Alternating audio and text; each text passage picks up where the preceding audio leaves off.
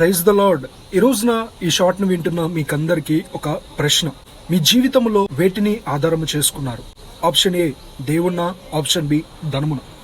పరిశుద్ధ గ్రంథంలో నుంచి ఒక వ్యక్తి దేవుణ్ణి తన జీవితంలో ఆధారముగా చేసుకుని ఉన్నాడు, మరొక వ్యక్తి తన జీవితంలో ధనమును ఆధారము చేసుకుని ఉన్నాడు. ఆపత్కాలము వచ్చినప్పుడు నీతిమంతుడు బలమైన కోటగా ఎంచుకొని దేవుని సన్నిధి ఆధారము చేసుకుంటూ శ్రమల నుంచి తప్పించబడ్డాడు, శోధనల నుంచి తప్పించబడ్డాడు, ఇరుకు ఇబ్బందుల నుంచి విడిపింపబడ్డాడు, సురక్షితముగా తన జీవితాన్ని కాపాడుకున్నాడు. ధనవంతుడు తన జీవితంలో ధనమును ఆశ్రయస్థానముగా చేసుకుని ఎత్తైన ప్రకారముగా పెట్టుకుని ఉన్నాడు.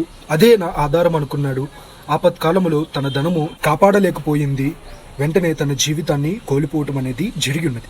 ఈ రోజున ఈ మాటలు నేను చెప్తున్నవి కాదు, పరిశుద్ధ గ్రంథములో నుండి సామెతల గ్రంథము 18వ అధ్యాయము 10-11 వచనంలో స్పష్టంగా కనబడుతుంది. యెహోవా నామము బలమైన దుర్గము, నీతిమంతుడు అందులోనికి ప్రవేశించి సురక్షితముగా ఉండును.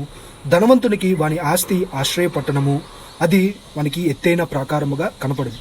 ఇద్దరు వ్యక్తులు, ఒకడేమో దేవుణ్ణి చూస్ చేసుకున్నాడు తనకు ఆధారముగా, రెండవ వ్యక్తి ఏమో ధనమును చూస్ చేసుకున్నాడు తనకు ఆధారముగా. కానీ చివరికి ఎవరు మిగిలి ఉన్నారు అని అంటున్నట్లయితే దేవుణ్ణి ఆధారం చేసుకున్న వాడే మిగిలి ఉన్నాడు. కాబట్టి ఈ రోజున వాక్యం వింటున్న మీ జీవితంలో ధనము శాశ్వతము కాదు, దేవుడు శాశ్వతం. ఈ రోజున మనందరి జీవితంలో మన ఆశ్రయస్థానము, మనము ఆధారము చేసుకోవాల్సింది ప్రభు అయిన యేసుక్రీస్తు ఒక్కడే. అది ధనము కాదు, మనుషుడు కాదు అనే ఒక సత్యాన్ని ప్రతి ఒక్కళ్ళు గ్రహించండి. మరి ఈ రోజున మన జీవితంలో ధనం అక్కర్లేదా బ్రదర్ అని అంటున్నట్లయితే ధనము కావాలి, కానీ మన ఆశ్రయస్థానము ధనం అవ్వకూడదు. మనుషులు కావాలి, మన ఆశ్రయస్థానము మనుషులు అవ్వకూడదు. జీవితంలో పలుకుబడి హోదాలు కావాలి, అవి మన జీవితానికి ఆశ్రయస్థానము అవ్వకూడదు.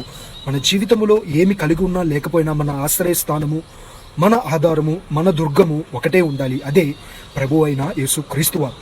అది మన జీవితంలో ఉండటము మనకెంతో ఉత్తమము. అదే మన ప్రభు అయిన యేసుక్రీస్తు వారు మన నుండి ఆశిస్తున్నాడు అనే సత్యాన్ని